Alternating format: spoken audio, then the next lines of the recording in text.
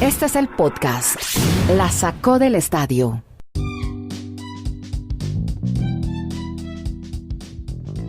Aquí estamos, el episodio 345 de este podcast que originamos desde Santiago de Chile. También hay periodista en Bristol, Connecticut, Kenneth Garay, y otro en Medellín, en El Retiro, Antioquia, Colombia, Dani Marulanda. Y como es habitual, los martes empezamos hablando de NFL. Terminó semana 7 de la NFL y muchas cosas para destacar.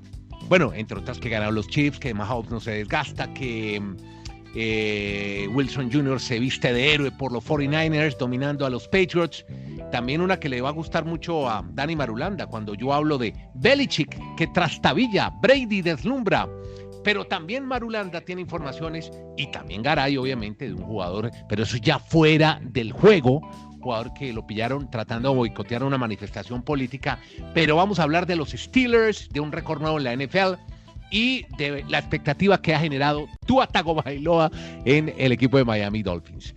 Sobre eso y la NBA, un hijo de una estrella de la NBA que va al baloncesto de Puerto Rico, sobre la Vuelta a España, de eso y más vamos a estar. Bueno, y la Copa Suramericana para Dani Marulanda. Entonces, empecemos con los Steelers de Pittsburgh. ¿Qué pasó con este equipo? Hola, ¿cómo anda? Muy bien, Andrés, abrazos para todos nuestros oyentes. Comencemos hablando, ya como es habitual los martes, de todos los datos que deja una jornada más de la NFL. Primero, los Steelers de Pittsburgh, único invicto en esta liga. ¿Quién lo pensaría, mi estimado Andrés y Kenneth? Un equipo que el año pasado tuvo muchos problemas, pero la llegada de Big Ben realmente cambia todo el andamiaje ofensivo de los Steelers y siempre han tenido una defensa muy respetable que creo que ya está dando incluso a dar el paso siguiente de ser de las menos vulnerables en la liga, y por eso aparece con ese registro invicto. Pero, ahí aparece el pero, el próximo domingo van a visitar a los Ravens de Baltimore. Creo que es la gran prueba de fuego para este equipo, y yo creería que el 1 de noviembre ya los amigos de los Miami Dolphins del 72 podrían ir descorchando sus champañas, como es habitual, todos los años celebran cuando termina los invictos de todos los equipos, porque realmente es muy difícil mantenerse invicto en una campaña, y creo que ya los Steelers el domingo podrían perder frente al equipo de los Ravens de Baltimore. Otros detalles que dejó este fin de semana, Andrés, la NFL. Lo que ha evolucionado la posición de quarterback. El partido entre Seahawks y Arizona, que fue un partidazo el domingo en la noche, dejó un registro que nunca antes en la historia de la NFL. Los dos quarterbacks lanzaron para más de 300 yardas y ambos corrieron para más de 50 yardas. Increíble que nunca en la historia de la NFL eso haya ocurrido. Hablamos el quarterback de Seattle Seahawks y de Kyler Murray, el de los Arizona Cardinals. Y finalmente, en el tema de la expectativa que hay para este fin de semana en el debut de Tua Tagovailoa, simplemente hay que mencionar, a ver, no se vayan a alarmar si pierde el equipo, si le va mal a Tua.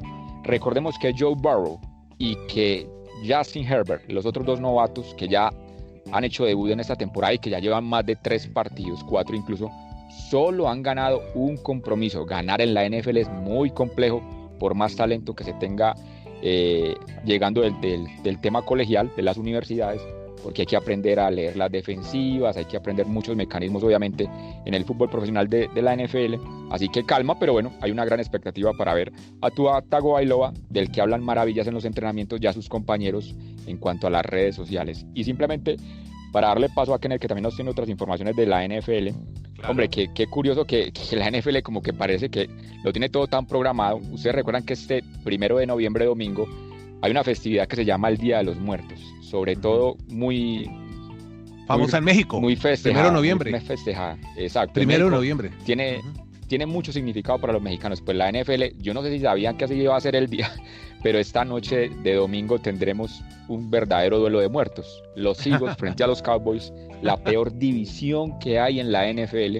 Yo no sé realmente quién va a ganar eso. Y el otro tema en el Halloween es que ahora, yo no sé si usted que va a hablar de Belichick y de Tom Brady, pues ahorita estos chicos y toda esta generación millennial que vivía loca por los Patriots están preguntando que si es bueno este fin de semana de Halloween vestirse con la camiseta de los Patriots. Y las mamás saben qué les están diciendo. ¿Qué les dicen?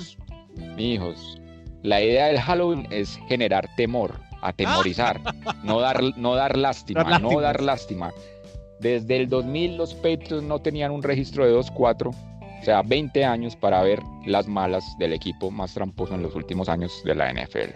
Y con esto de los ¿cómo se saborea a Dani Marulanda hablando de los Patriots así, ¿no? Ya cuando están en su realidad, cuando cayeron en la vida real. Vamos a saludar a Kenneth Garay. Semana 7 terminó de la NFL, pero Kenny tiene también información alterna del fútbol americano. Una de ellas tiene que ver quién fue ese jugador a quien pillaron en una manifestación. ¿Cómo le va, mi estimado Andrés? Un abrazo para usted, para Dani. Antes de contarle, ¿a quién pillaron tratando de boicotear una manifestación a favor de Trump? O sea, la manifestación era a favor y él la quiso boicotear. Dos cosas. Primero, así como Dani Marulanda goza hablando de los Patriots perdiendo y de la humillada que les pegaron el fin de semana, hombre, tengo aquí en casa a alguien que todos los malos momentos de los Patriots los celebra y grita por toda la casa. O sea, donde estuvieran con Marulanda acababan con la casa. Sebastián Garay Ortega. Usted viera la felicidad en cada touchdown de los 49ers de San Francisco. Usted viera la felicidad en cada intercepción. Usted viera la felicidad cuando sentaron a Cam Newton. Sobre todo de verle la cara a Bill Belichick. Y la otra, interesantísimo lo que cuenta Dani el Día de los Muertos. A ver qué pasa entonces entre estos muertos de la NFL. DeAndre Hopkins, un gran receptor de la NFL.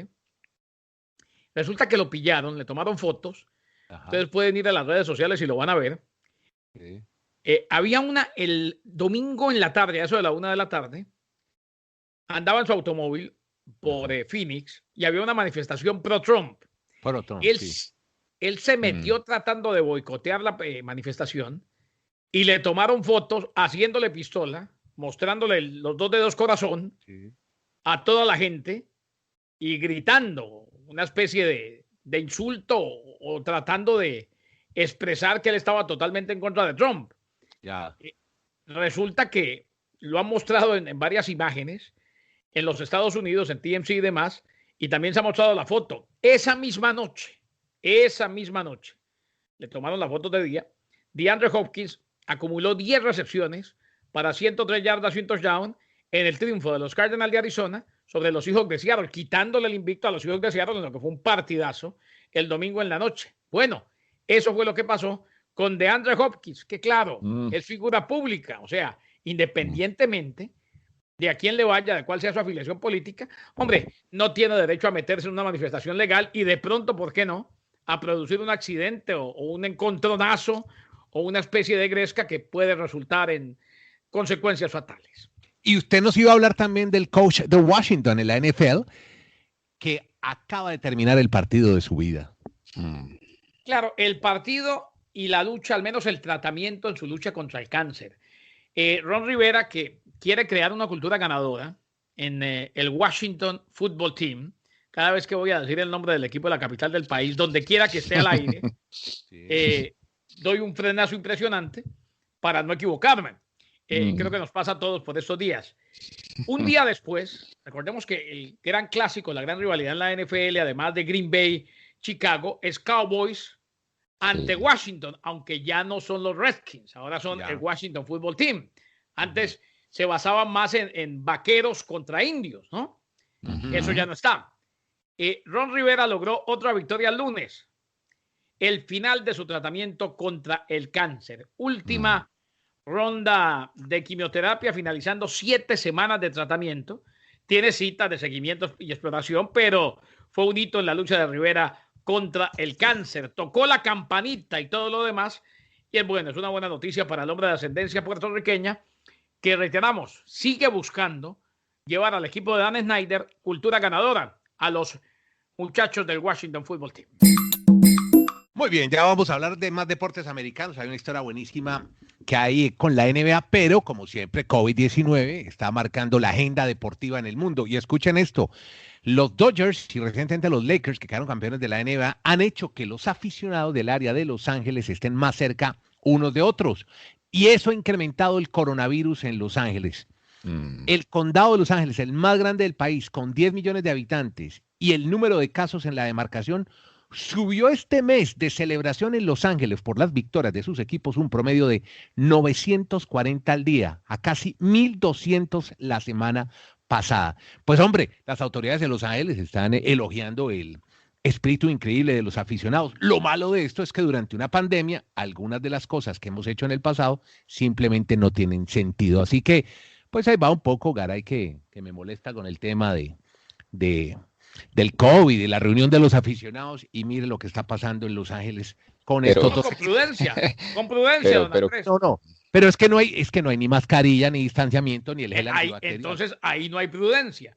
Pero bueno, hay que seguir haciendo todo, eso sí. Sí, no, hacerlo.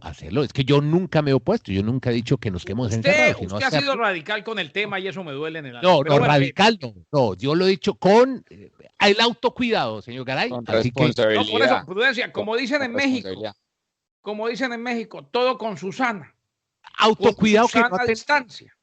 Bueno, con Susana. Pensé que con Susana López. Mire, más bien, hablando de autocuidado, el que no lo tuvo. Sí, pero en ese tema que están hablando del COVID, a mí sí me parece curioso es que los Lakers y los Dodgers pues se hayan puesto de acuerdo para tratar de ganar en el mismo año, cuando tenían tantos años de fracaso. Los Lakers 10 años sin ganar, y recordemos que los Dodgers llevan 32 años y están a un triunfo, pues de volver a generar esa pasión entre toda la multitud de Los Ángeles. Y un detalle, nunca una ciudad en los Estados Unidos ha ganado las 3 ligas el mismo año, NFL, NBA y béisbol. Pues si esta semana lo logran los Dodgers, habrá que ver muy detalladamente qué pasa con Chargers y Rams, a ver si Los Ángeles sean capaces de ser la primera ciudad con los 3 títulos en una misma temporada. Por ahora los Rams pierden el domingo contra Tua y los Dolphins.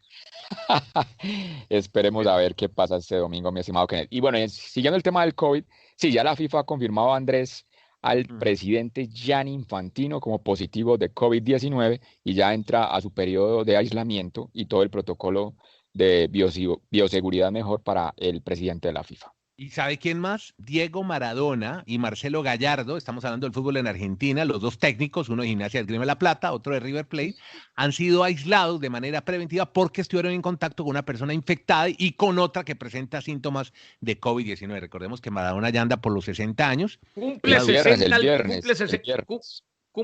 el viernes. Bueno, y ese día arrancaba la Liga Argentina, arranca la Liga Argentina con partido de Gimnasia. Entonces, bueno, ahí tiene pues esos dos casos. ¿Partido de Gimnasia o partido de fútbol? Gimnasia y Esgrima. Chistecito de Marte, no me mire así, nieto. No, sino que es que hay unos nombres de unos equipos bien particulares. Por ejemplo, la otra vez Marulanda habla de la Copa Suramericana y de un tal Plaza Colón. Yo pensé que me está hablando de un mall, de un centro comercial. No, pero es un equipo, ¿no? Pero es un equipo reconocido en Uruguay. Sí. Bueno. Pero, Andrés, más reconocido Gimnasia y Esgrima La Plata. Mucho más. Que simplemente se dice Gimnasia, pero lo que pasa es que en Argentina tienen clubes que realmente funcionan como clubes, o sea, además de equipo de fútbol tienen de baloncesto, de voleibol, de diferentes deportes. Entonces, y además que es mucho más reconocido el Gimnasia de Grima de la Plata, estoy de acuerdo. Además, es una situación solamente de un chiste, un apunte, pero no se nos olvida que en La Plata son dos equipos, el clásico, Estudiantes y Gimnasia, o sea, Gimnasia y el Grima de la Plata, y el otro, Estudiantes, el equipo Pincharrata. ¿Sabe por qué le dicen Pincharrata, no? No, ¿por qué? ¿Qué pasaba? Porque ese equipo empieza con unos estudiantes de Facultad de Medicina que hacían experimentos con las ratas. Mal hecho. Bueno, entonces quedaron el pincha rata, por eso le dicen el pincha. Pero ya que estamos metidos en fútbol de Sudamérica, Dani Marulanda, el King of Data, el rey del dato, tiene un dato sensacional sobre el Atlético Nacional de Colombia. ¿Cuál es, Dani? Sí, esta semana ya vuelve a la actividad de la Copa Suramericana, la segunda fase. Atlético Nacional va a recibir este miércoles a River Plate de Uruguay. Si el partido lo gana el conjunto de Medellín, Atlético Nacional, va a ser el primero en la tabla histórica de puntos de la Copa Suramericana, que recordemos arrancó en el año 2002. Atlético Nacional llegaría a 109 puntos, igualaría a los mismos 109 de Liga de Quito, que actualmente es el número 1 en esa tabla de posiciones. Lo que pasa es que por diferencia de gol, Nacional sería el primero, pero ahí está otra vez el pero. Si le gana Atlético Nacional, y sobre todo como la gente está acá consternada con la dirección de Juan Carlos Osorio, muchos dudan incluso que le puedan ganar este miércoles al equipo uruguayo. Bueno, eso por un lado, ya, y vamos a tener obviamente en el reflector, ahí los tenemos en el radar, el partido de Serie Mundial, donde los Dodgers acarician el primer título tras 32 años y mucha inversión, casi 3.600 millones de dólares, y también estamos pendientes del duelo Juventus-Barcelona, que a propósito, no sabemos, ¿juega o no juega Cristiano, Kenneth? Depende del último examen. El último examen es más o menos cuando terminemos este podcast, un poquito después, se le hará el último examen. Si llega a dar negativo, juega mañana. si da positivo no jugará mañana y es una pena porque cuando nos dieron el calendario de la Champions fue uno de los partidos al que le hicimos un circulito, ¿no? El duelo entre Cristiano y Messi.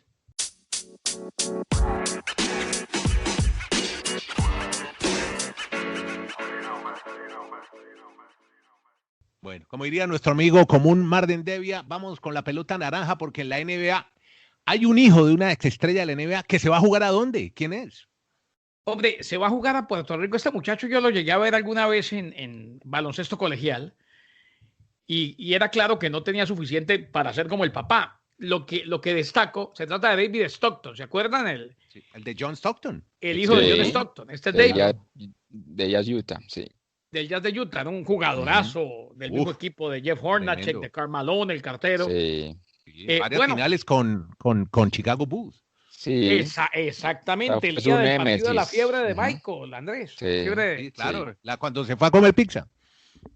Cuando se fue a comer pizza, sí, señor. Sale en el documental.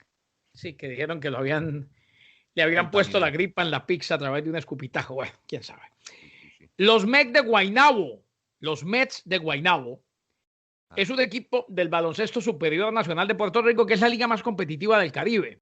Y resulta que David Stockton firma contrato con ellos. Dicen en Guaynabo que lo están esperando con mucha alegría. Ojo, lo que destaco es que al no ser como el papá, porque sí, él estuvo en el G-League o en la Liga de Desarrollo, promedió 17 puntos, 7 asistencias, 5 temporadas, tuvo una aparición breve en los Sacramento Kings, estuvo en el Jazz de Utah alguna vez, jugó en Croacia, jugó en Nueva Zelanda, jugó en Alemania, jugó parte de selecciones de los Estados Unidos, FIBA. Bueno, al no dársele la misma carrera que el papá, lo cual era muy difícil, sigue jugando al baloncesto. Y ahora, ya que no estuvo en lo más alto de la NBA, pues Christopher Thomas, que es el entrenador de este equipo de Guaynabo, dice que tener a David Stockton es el sueño de todo entrenador. A ver cómo le va a este muchacho. Se han reunido los dueños de equipos, Adam Silver, y tienen la idea de que el 22 de diciembre arrancaría la temporada 2020-2021 de la NBA. Pero hay un detalle. La gente dice, bueno, si van a arrancar el 22 de diciembre es porque podían tener el equipo conformado para los Olímpicos, si se permite, por el tema de la pandemia en el verano en Tokio. Pero los dueños de equipo han sido muy claros. No nos interesa el tema de la Olimpiada. Estamos tratando de acomodar el horario para que por lo menos nos volvamos a normalizar, si la palabra la cabe, y que la temporada termine normalmente entre junio o más tardar julio y no vivir lo que tuvimos este 2020. En cuanto a la NBA, sería una liga de 72 juegos, o sea, se recortarían 10 juegos si aprueban arrancar el 22 de diciembre. Antes de que venga Andrés y nos cuente la Vuelta a España y lo bueno de Carapaz al frente, hombre, es que es increíble que a esta altura de la vida sigamos siendo tan ingenuos de pensar que los dueños de la NBA piensan en los Olímpicos, que los dueños de los grandes equipos en Europa en el fútbol piensan en el Mundial. No lo dicen abiertamente, pero para la NBA y para los equipos de fútbol, Real Madrid, Barcelona y demás, mejor que ni existieran estas competiciones. Claro, patrimonio. Me dice que terminaría la temporada regular entonces con postemporada en junio, finales de julio. O sea, Andrés, lo que quieren hacer a las fechas normales. Lo que quieren hacer es terminar, así recortan 10 juegos, en las fechas normales, como emparejar. Ya, porque es que los Olímpicos son 23 de julio, eso no les da tiempo para preparar un equipo. Por eso. Andrés, reitero, para ellos mejor que no existan los Olímpicos, no les importa. Ese es el punto que queremos aclarar, que la gente está emocionada, como, bueno, si arrancan la NBA, antes vamos a ver el Dream Team en los Olímpicos. No, lo que le importa al producto NBA es su producto NBA, no nos importa si van a Olímpicos o no, es lo que han querido decir los dueños de equipos. Podcast La Sacó del Estadio, en Twitter, @La Sacó Podcast.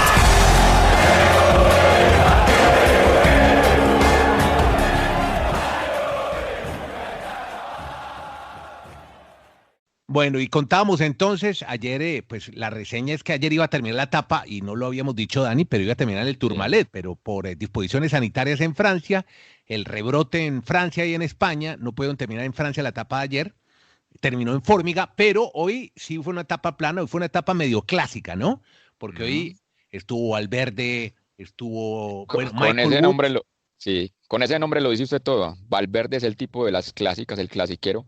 Pero es impresionante que él tenga 40 años, 6 meses, o sea, el domingo cumplió 40 años y medio y siga al nivel de estos ciclistas. Hoy por poco les pudo haber ganado la etapa, aunque al final haya ganado el canadiense Michael Woods. Sí, que es creo que es la segunda victoria que tiene ya Woods canadiense exactamente en la temporada. Así que muy bien bueno, y cuénteme la general, entonces Valverde alcanza a subir, pero no desplaza a Esteban Chávez, el colombiano, en los 10 primeros, donde sigue siendo Carapaz el líder. Sí, así es, se mete al top 10 Valverde, queda a un segundo de Esteban Chávez. Esteban es octavo a 2:02 y noveno queda Valverde a 2:03. Sigue siendo el líder con la camiseta roja que distingue al líder de la Vuelta a España, Richard Carapaz, con 20 Martin sobre Primo Roglic, y todavía falta mucha montaña, nos faltan prácticamente 2 semanas de Vuelta a España. Y aquí estaremos contando todas esas historias de la Vuelta a España, de la NFL, de la NBA, de los deportes americanos en este podcast que usted encuentra. El dato de YouTube es La Sacó del Estadio Podcast. Búsquelo así en YouTube, póngale al final el podcast y lo tiene gratuito. Usted que le gusta ir a YouTube y de una vez nos oye. Siempre estamos alojando este podcast en horas de la tarde, hora del este de los Estados Unidos. Ahí lo vi, don Andrés, recomendando canciones y contenido de YouTube. Me gusta mucho, estoy pendiente, ¿yo? Claro. Parece que me estuviera pagando YouTube, pero no, señores, no me paga YouTube. Bueno, a usted muchas gracias. Muchas gracias a todos Yo no te pago, pero te tengo aquí un regalito. Nos vamos a volver youtubers de 60, a los 60 youtubers. Miren, La Sacó del Estadio Podcast, usted sabe que es lo bueno, que además es una red social que es muy amable, no como Twitter, que a veces es demasiado agresiva, pero usted puede dejar sus comentarios, sus sugerencias, si quieren que hablemos de otros deportes, si les parece lo que ustedes quieran, elogios, viajados, lo que usted quiera, puede hacerlo a través de esa página. Es cuando encuentre La Sacó del Estadio Podcast, la distribución la hace Spreaker. Obviamente estamos en todas las plataformas, pero muy bueno tenerla en YouTube, que es gratis, es Algartín. Muchas gracias a todos por acompañarnos. Saludo a la gente de Mundo Net Radio en el área triestatal que nos escuchan en New Jersey, Nueva York y Connecticut, ahí cerca donde está Kenneth Garay, que es protagonista de este podcast, al lado de Dani Marulanda y Andrés Nieto Molina. Somos de La Sacó del Estadio Podcast. Que la pasen bien.